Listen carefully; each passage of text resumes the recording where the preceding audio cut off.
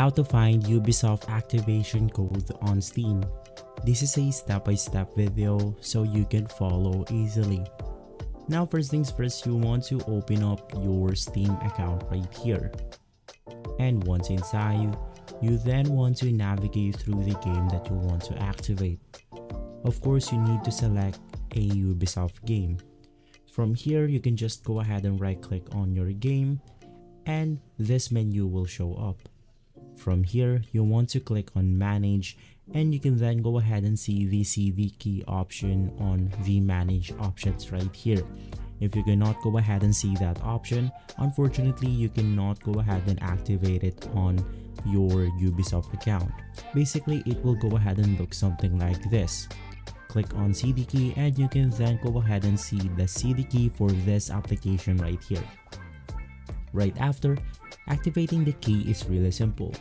Navigate through the Ubisoft account and from there you can then go ahead and input the activation code.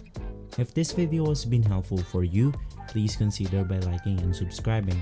I'll see you again next time. Thank you.